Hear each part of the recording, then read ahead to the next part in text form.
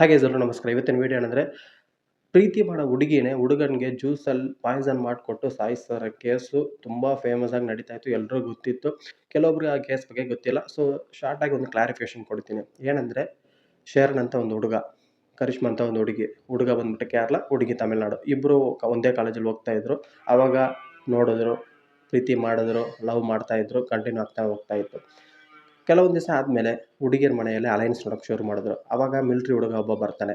ಆ ಹುಡುಗನ ನೋಡಿ ಹುಡುಗಿಗೆ ಇಷ್ಟ ಆಗಿಬಿಡುತ್ತೆ. ಸರಿ, ಈ ಹುಡುಗನ ನಾವು ಮದುವೆ ಮಾಡ್ಕೊಂಡ್ರೆ ಲೈಫಲ್ಲಿ ಸೆಟ್ಲ್ ಆಗ್ಬೋದಂತ ಒಂದು ಯೋಚನೆಯಲ್ಲಿ ಈ ಹುಡುಗನ ಹತ್ರದಿಂದ ಬ್ರೇಕಪ್ ಮಾಡ್ಕೋಬೇಕಂತ ಎಷ್ಟೋ ಸಲ ಟ್ರೈ ಮಾಡವಳೆ. ಬಟ್ ಈ ಹುಡುಗ ಒಪ್ಕೊಳ್ಳಲ್ಲ. ಯಾಕೆ ನಾನು ಬ್ರೇಕಪ್ ಮಾಡ್ಕೋಬೇಕು, ಇಲ್ಲ ಹಂಗಲ್ಲ ಆಗಲ್ಲ ಅಂತ ಎಷ್ಟೋ ಸಲ ಈ ಹುಡುಗ ಅವಾಯ್ಡ್ ಮಾಡೋನೆ. ಬಟ್ ಈ ಹುಡುಗಿಗೆ ಈ ಹುಡುಗ ಇಷ್ಟ ಆಗ್ತಾನೆ ಇಲ್ಲ. ಇವಳನ್ನ ನಾವು ಮದುವೆ ಮಾಡ್ಕೊಂಡ್ರೆ ಲೈಫಲ್ಲಿ ಸೆಟ್ಲ್ ಆಗಲ್ಲ. ಬಟ್ ಈಗ ಬಂದಿರೋನು ಮಿಲ್ಟ್ರಿ ಹುಡುಗ, ಎಲ್ಲ ಚೆನ್ನಾಗಿರುತ್ತೆ ಅಂತ ಪ್ಲ್ಯಾನಲ್ಲಿ ಈ ಹುಡುಗನ ಹಿಂಗೆ ಬಿಟ್ಟರೆ ಆಗಲ್ಲ ಅಂತ ಹೇಳ್ಬಿಟ್ಟು ಇವನ್ನ ಸಾಯಿಸ್ಬೇಕಂತ ಎಷ್ಟೋ ಸಲ ಅಟೆಂಪ್ಟ್ ಮಾಡಲು. ಬಟ್ ಎಲ್ಲ ಕಡೆಯೂ ಎಸ್ಕೇಪ್ ಆಗಿ ಬಂದವನೇ ಈ ಹುಡುಗ. ಕೊನೆಗೂ ಆ ಹುಡುಗಿಗೆ ಏನು ಮಾಡೋದಂತ ಒಂದು ಐಡಿಯಾ ಇಲ್ದಾಗಿ ಲಾಸ್ಟ್ ಆಪ್ಷನ್ ಯೂಸ್ ಮಾಡಿದ್ರು. ಏನಂದರೆ, ಈ ಹುಡುಗನಿಗೆ ಒಂದು ದಿವಸ ಫೋನ್ ಮಾಡಿಬಿಟ್ಟು, ಇವತ್ತು ನಮ್ಮ ಮನೆಗೆ ಬಾ, ನಮ್ಮ ಮನೇಲಿ ಯಾರು ಇಲ್ಲ, ನಾವು ಫಿಸಿಕಲಾಗಿ ಹ್ಯಾಪಿಯಾಗಿರೋಣ ಅಂತ ಹೇಳಿ ಕರ್ಸಿದ. ಈ ಹುಡುಗನ ಹ್ಯಾಪಿಯಾಗಿ ಹೋದ ಮನೆಗೆ. ಸರಿ, ಮನೆಗೆ ಹೋಗಿದ ತಕ್ಷಣ ಈ ಹುಡುಗಿ ಏನು ಮಾಡಿದ್ರು, ಇಷ್ಟು ದೂರದಿಂದ ಬಂದಿದೆಯಲ್ಲ, ತಗೋ ಜ್ಯೂಸ್ ಅಂತ ಜ್ಯೂಸ್ ಕೊಟ್ಟಲು. ಅಲ್ಲೇ ಇಟ್ಟರು, ಆ ಜ್ಯೂಸಲ್ಲೇ ಇತ್ತು. ಏನು ಮಾಡಿದ್ರು, ಸ್ಲೋ ಪಾಯ್ಸನ್ ಮಿಕ್ಸ್ ಮಾಡಿ ಆ ಹುಡುಗನಿಗೆ ಕೊಟ್ಟಲು. ಆ ಹುಡುಗನ ಚೆನ್ನಾಗಿ ಕುಡಿತಾ ಇದ್ದ, ಚೆನ್ನಾಗಿದೆ ಜ್ಯೂಸ್ ಅಂತ ಕುಡಿದ್ಬಿಟ್ಟು ಎಲ್ಲ ಆದಮೇಲೆ ಈ ಹುಡುಗ ಮನೆಗೆ ಬಂದುಬಿಟ್ಟ.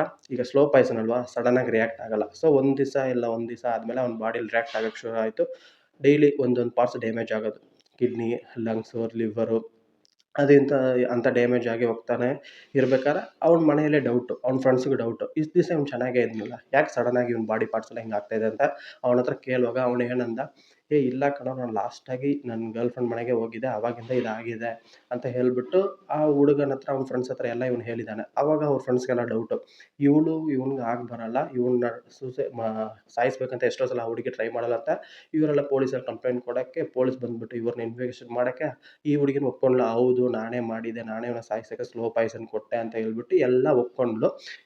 ಈಗ ಕೋರ್ಟ್ ಏನಂದ್ರು, ಈ ಹುಡುಗಿನೇ ರ್ಯಾರ್ ವಿಕ್ಟಿಮ್.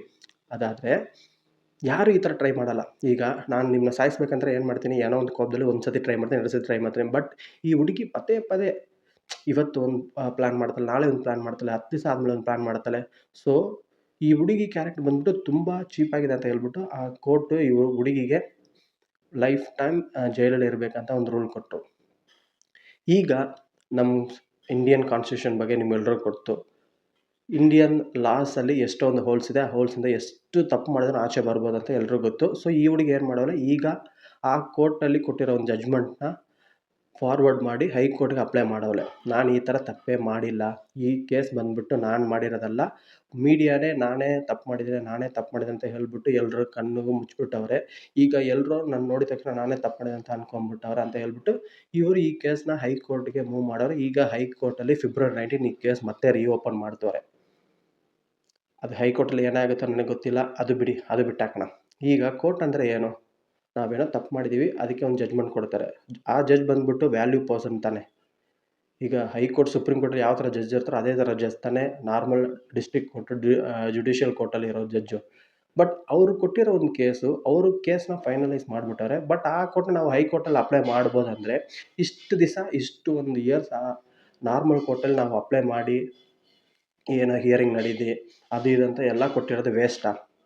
ಹಂಗಂದರೆ ಇವಾಗ ನಮ್ಮ ಸಿಸ್ಟಮ್ ಹೆಂಗಿದೆ ಅಂದರೆ, ಯಾವ ಕೋರ್ಟಲ್ಲಿ ಬೇಕಾದ್ರೆ ನೀವು ತಪ್ಪು ಮಾಡಿದ್ದೀರಾ ಅಂತ ಜಡ್ಜ್ಮೆಂಟ್ ಕೊಡ್ಬೋದು. ಬಟ್ ಅದಕ್ಕಿಂತ ಒಂದು ದುಡ್ಡಿದ್ರೆ ಹೈಕೋರ್ಟ್ ಅಪ್ಲೈ ಮಾಡ್ಬೋದು, ಅದಕ್ಕಿಂತ ದುಡ್ಡಿದ್ರೆ ಸುಪ್ರೀಂ ಕೋರ್ಟ್ ಅಪ್ಲೈ ಮಾಡ್ಬೋದು ಅಂತ ನಮ್ಮ ಸಿಸ್ಟಮಲ್ಲೇ ಒಂದು ಹೋಲ್ ಇದೆ.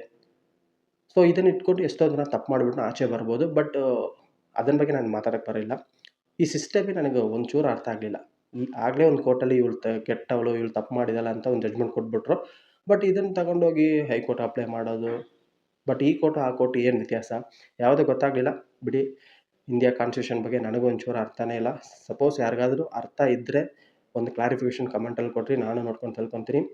ಇನ್ನೊಂದು ಸತಿ ನಿಮ್ಮ ಗರ್ಲ್ ಫ್ರೆಂಡ್ ನಿಮ್ಗೆ ಏನಾದರೂ ಕೊಡೋಕ್ಕೆ ಮುಂಚೆನೇ ಯೋಚನೆ ಮಾಡಿ ಕುಡೀರಿ. ಯಾಕೆಂದರೆ ಯಾರನ್ನೂ ಈ ಕಾಲದಲ್ಲಿ ನಂಬಕ್ಕೆ ಆಗ್ತಾನೇ ಇಲ್ಲ. ಅದು ಈ ಹುಡುಗಿ ತಪ್ಪೆಲ್ಲ ಮಾಡಿರೋ ವಯಸ್ಸು ಎಷ್ಟು ಅಂತ ಹೇಳಿದ್ರೆ 24 ಇಯರ್ಸಲ್ಲಿ ಇಷ್ಟು ಪ್ಲ್ಯಾನ್ ಮಾಡಿ ಆ ಹುಡುಗನ ಸಾಯಿಸವಳೆ.